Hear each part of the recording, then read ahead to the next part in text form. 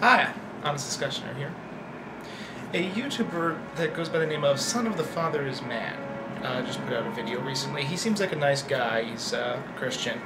You can check out his video. It'll be posted in the sidebar, and hopefully I'll accept that as a response.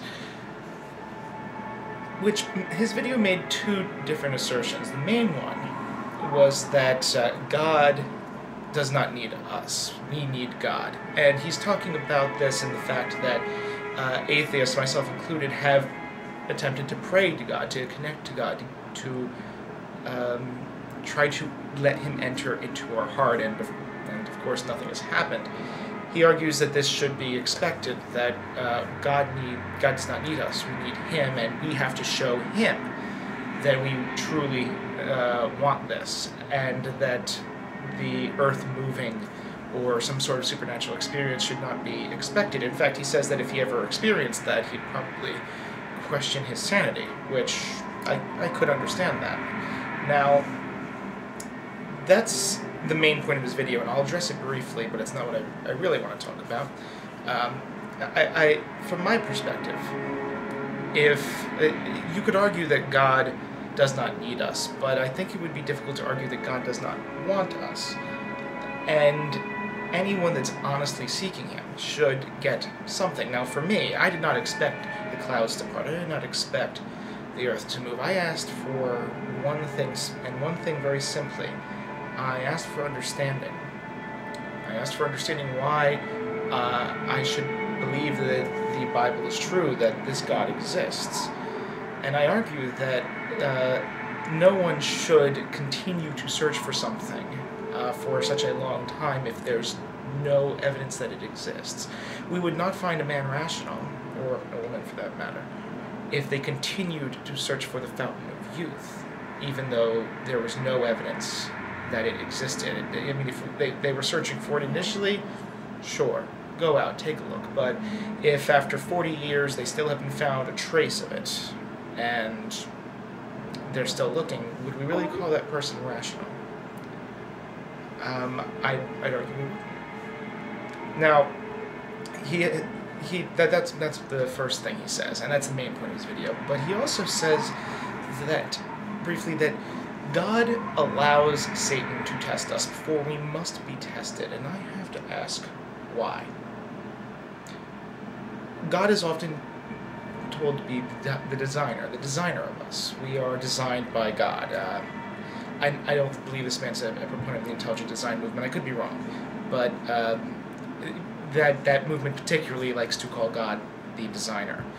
Now, why is it, if we are designed, that we are blamed? To illustrate this, I have come up with a design. This I have designed to hold water, and we shall test this now to see if it can indeed hold any decent amount of water.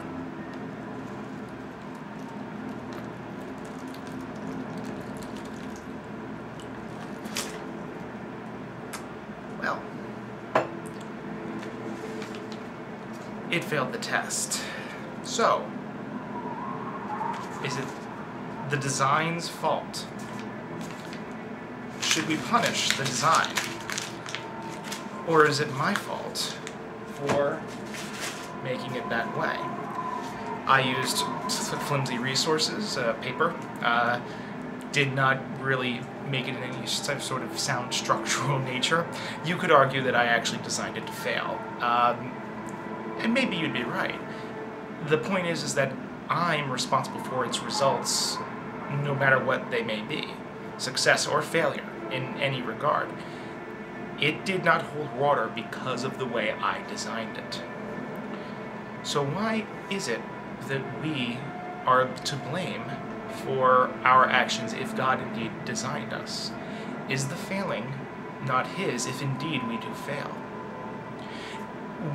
Even if we design machines, computer programs, if they fail, do we blame the computer program, or do we blame the people that created the program? If we created artificial intelligence and it decided to overthrow us and kill us all, would we not blame ourselves for creating it in the way we did. The Terminator movies are actually rife with this sort of thing. While hatred is given towards the machines, humanity often has reflected upon itself that it's its own fault for designing the machines in the way it did, or even for designing it at all. So why is the blame on the design here when in every other instance, in every other sense of the word, we blame the designer and not the design? Have a nice day. Honest Discussion. Out.